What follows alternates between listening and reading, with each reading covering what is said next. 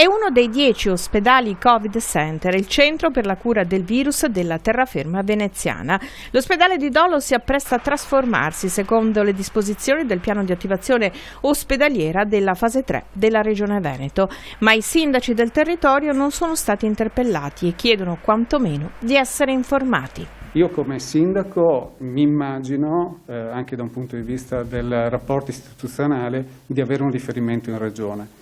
Se devo dire, sono un po' rammaricato perché ancora ad aprile, più di 180 giorni fa, avevamo chiesto in forma scritta, come amministrazione comunale, al Presidente Zaia di rapportarci, di sapere quali erano le idee, i programmi per garantire una sanità equa anche ai cittadini della Riviera del Brenta.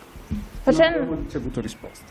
Facendo un passo indietro, qual è stato l'impatto della prima conversione? Che cosa ha registrato tra i cittadini e dove sono dovuti andare i cittadini? Penso, lei prima faceva accenno agli ambulatori, ma penso anche a un punto d'emergenza. Va bene che c'è l'ospedale di Milano, ma quali effetti ci sono stati? Se voi immaginate che a Dolo Dolo è organizzato come nosocomio soprattutto per la parte chirurgica, quindi reparti quali chirurgia, ortopedia, urologia, anche le cure per i malati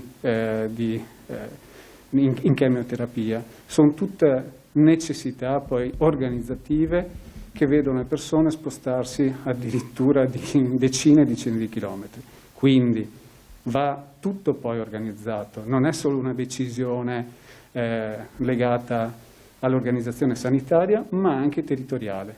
Qui vorremmo, parlo anche, penso a nome di tanti altri sindaci, ritornare a essere protagonisti. Noi siamo qui a contatto con i cittadini tutti i giorni, sappiamo quali sono le necessità. Vorremmo poterle dire non ai tecnici, ma alla parte politica.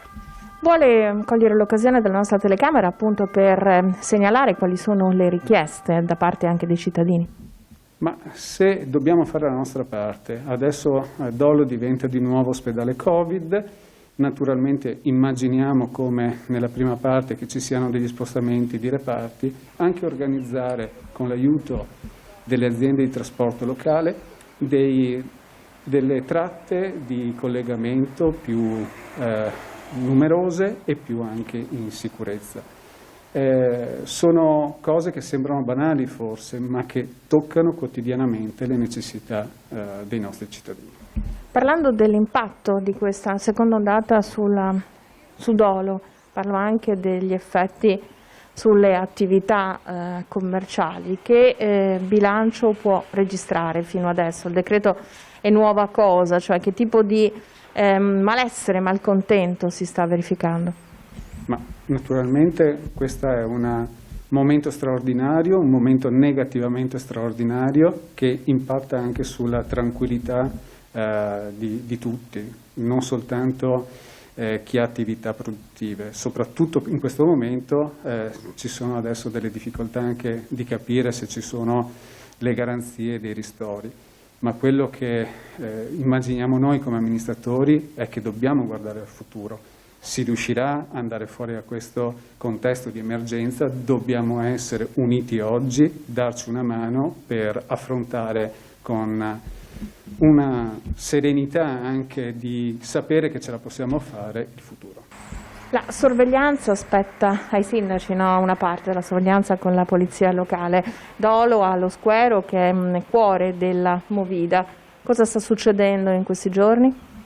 Ma in questi giorni devo dire che la collaborazione da parte degli esercenti è stata positiva. Naturalmente Dolo è un punto, in questi anni è diventato un punto attrattivo, molti vengono da fuori, non sempre hanno quel rispetto per l'area centrale del nostro comune.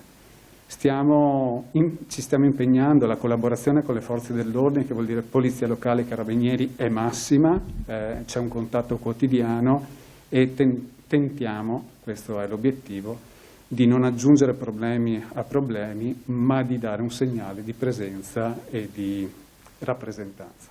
E l'impatto del virus in questo momento nel comune come si può definire? Ma stiamo facendo buona scorta dell'esperienza della prima parte, ci stiamo organizzando, abbiamo stiamo riattivando quei servizi anche per coloro che vengono colpiti dalla malattia, stiamo tentando anche di offrire dei servizi ulteriori, banalmente anche quello di dire per gli anziani ci occupiamo noi con i nostri operatori di andare a fare la spesa e ve la portiamo in sicurezza a casa. Sono dei servizi che possono essere richiesti tranquillamente all'ufficio servizi sociali.